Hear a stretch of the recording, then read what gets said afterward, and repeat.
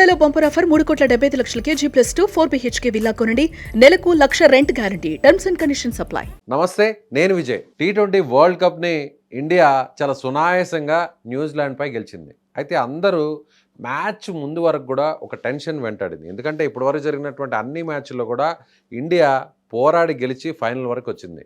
కానీ అందరికీ అనేక రకాల అనుమానాలు ఉన్న ఒక జ్యోతిష్య శాస్త్ర నిపుణులు మాత్రం చాలా పక్కాగా చెప్పారు. ఎందుకంటే భారీ స్కోర్ను కొడతారు, అందులో అభిషేక్ శర్మ తిరిగి ఫామ్లోకి వస్తాడు, అలాగే బుమ్రా దాదాపు 4 వికెట్లు సాధిస్తాడని ఈయన మ్యాచ్కు ముందే చాలా స్పష్టంగా ప్రిడిక్షన్ ఇచ్చారు. అసలు ఆయన ఏం చెప్పారో ఒకసారి ముందుగా విందాం, ఆ తర్వాత ఆ జ్యోతిష్య శాస్త్ర నిపుణుని మీకు పరిచయం చేస్తాను. ఎన్ని రన్స్ కొట్టే ఛాన్స్ ఉందంటారు? మొన్న కొట్టిన దాని మీద ఒక 10 శతాబ్దానికి ఒక్కసారే పుట్టేటటువంటి Bumrah Bumrah more than 4 wickets తీస్తాడు. భారతదేశం మనం ఎలాగైనా సరే మనం కప్పు కొట్టుకొచ్చేయడం ఖాయం. బుమ్రా మీదే మొత్తం మ్యాచ్ అంతా కూడా ఉంది. ఎస్, చూసారుగా 300+ రన్స్ కొడతారని ఆయన చెప్పారు. ఆయనతో మాట్లాడదాం. ఆయనే ప్రముఖ జ్యోతిష నిపుణులు ప్రొఫెసర్ సత్యనారాయణ మూర్తి గారు. నమస్తే అండి. నమస్కారం అండి విజయ్ గారు. సో సత్యనారాయణ మూర్తి గారు, మీరు ఎలా ఎక్స్పెక్ట్ చేశారు ఏంటి? మీరేమో 250కి పైన, అంటే ఇంగ్లాండ్ మ్యాచ్లో కొట్టిన దానికంటే ఒక అటు ఇటుగా 10 రన్స్ ఎక్కువే కొడతారు, మోర్ దాన్ 300 అన్నారు. అసలు ఎలా చెప్పగలిగారు మీరు? మన జ్యోతిష గురువులు వరాహమిహిరుడు, జ్యోతిష శాస్త్రం యొక్క గొప్పతనం అది. అయితే మనము వీళ్ళందరూ కూడా ఎక్కువ మంది ప్లేయర్స్ అంతా కూడా కుంభరాశి వాళ్ళు, లేకపోతే ఏలినట్సెన్లో ఉన్నటువంటి వాళ్ళు, ఇలా వీళ్ళు ప్లేయర్స్ ఆడుతున్నారు.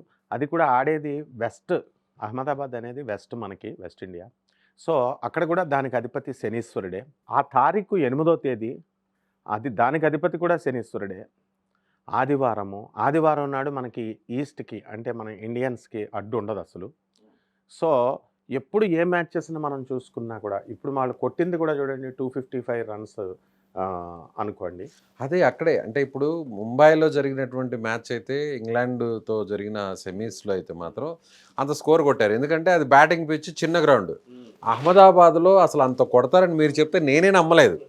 సో మీరు చెప్పింది నాకు అప్పుడు నమ్మలేదు, కానీ తీరా మ్యాచ్ జరిగాక ఇండియా ఆడినటువంటి ఆ తీరు తర్వాత నాకు మీరే గుర్తొచ్చారు, చాలామంది వ్యూవర్స్కి మీరే గుర్తొచ్చారు.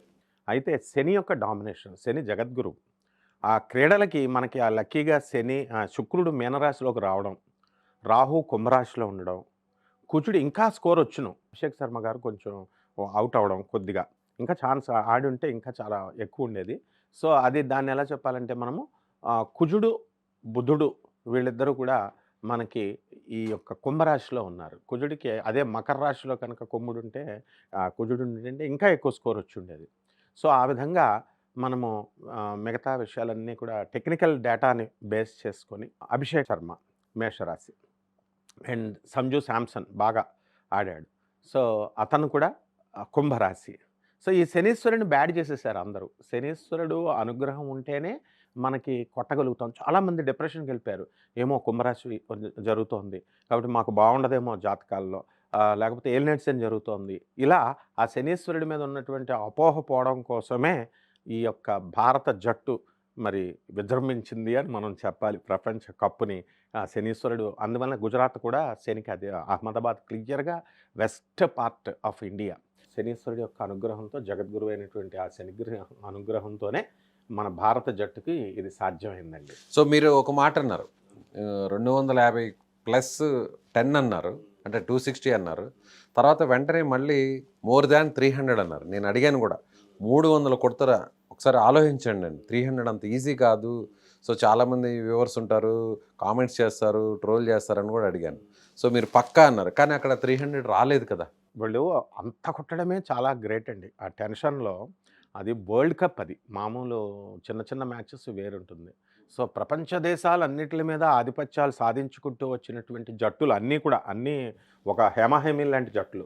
అందులో న్యూజిలాండ్ కూడా మంచి ఫామ్లో ఉన్నటువంటి ఇది.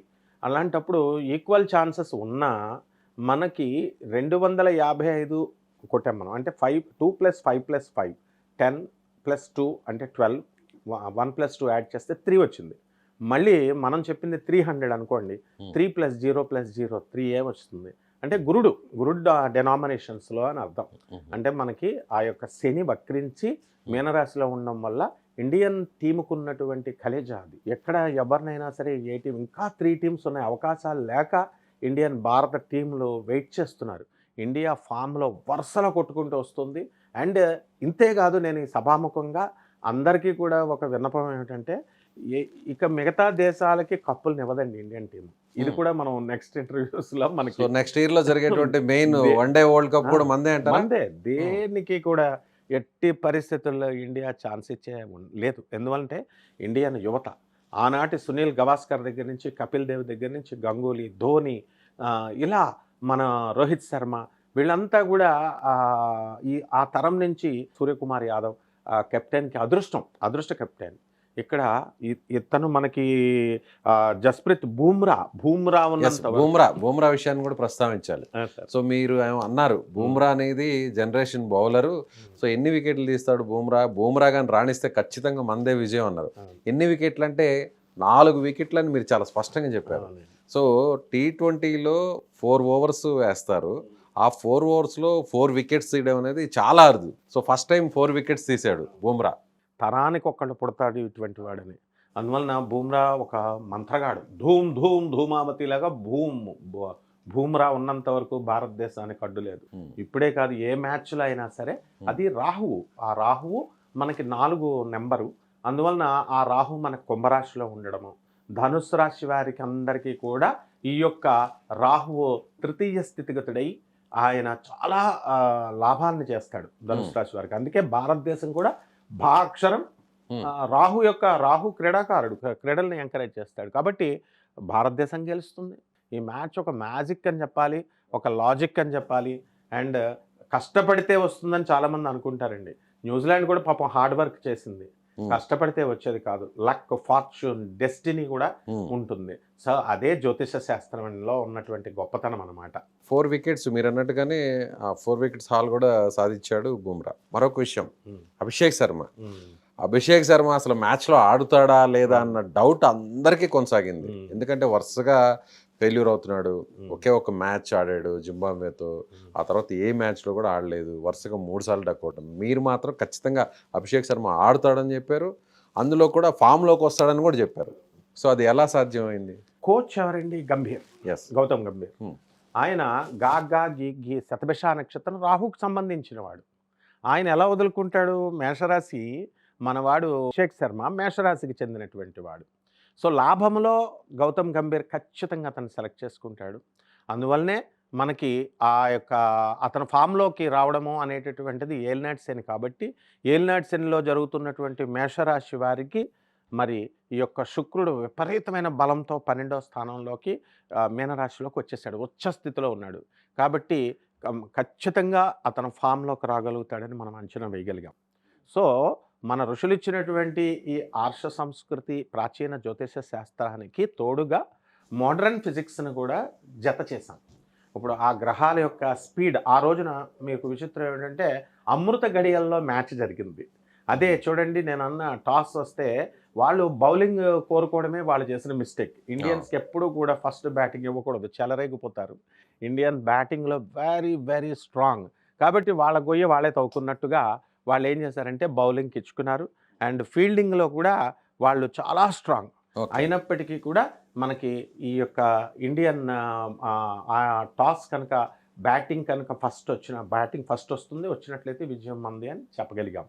సో ఈ యొక్క శుక్రగ్రహం కానీ ఆ రోజు ఉన్నటువంటి అమృత గడియలు 6:52 నుంచి స్టార్ట్ అయింది, 7 గంటల నుంచి 8:30 వరకు. సో ముహూర్త బలం కూడా బ్రహ్మాండంగా ఉంది. అభిజిత్ లగ్నం అనేది ముందొచ్చినా అప్పటికి ఈ యొక్క అమృత గడియల్లో మన వాళ్ళకి ఛాన్స్ వాళ్ళే ఇచ్చేసారు. అందువలన ఇవన్నీ క్రోడీకరించుకున్న తర్వాత మోడర్న్ సైన్స్ యొక్క సహాయంతో వెలాసిటీస్ ఆఫ్ ద ప్లానెట్స్ ఆ రోజు ఉన్నటువంటివి ఇవన్నీ మనం పరిగణలోకి తీసుకొని చిన్న కృషిగా మనం ప్రేక్షకులకు, మన ఇండియన్ క్రికెట్ లవర్స్కి మనం చెప్పగలిగామండి. రైట్ అండి, థ్యాంక్ యూ సో మచ్. నమస్తే. సో చూసారుగా, సత్యనారాయణ మూర్తి గారు చాలా కాన్ఫిడెంట్గా చెప్పారు. సో మ్యాచ్కు ముందు కూడా ఇదే కాన్ఫిడెంట్గా చెప్పారు. ఆయన చెప్పినట్టుగా ఆల్మోస్ట్ జరిగింది. సో రాబోయేటువంటి వన్ డే వరల్డ్ కప్ కూడా తిరిగి మళ్ళీ ఇండియా గెలుస్తుందని ఆయన చెప్తున్నారు. సో అప్పుడు చూద్దాం నిజంగానే సత్యనారాయణ మూర్తి గారు చెప్పింది నిజమవుతుందా లేదా కూడా. సో మనం వేచి చూడడానికి మరికొంత సమయం అయితే ఉంది. సో మీకేమనిపిస్తుంది? ప్రీవియస్ వీడియో చూసినటువంటి వారందరూ కూడా ఇప్పుడు సత్యనారాయణ మూర్తి గారు ఏం చెప్పారో దాన్ని బట్టి మీ అభిప్రాయాన్ని కామెంట్ చేయండి. Thank you so much.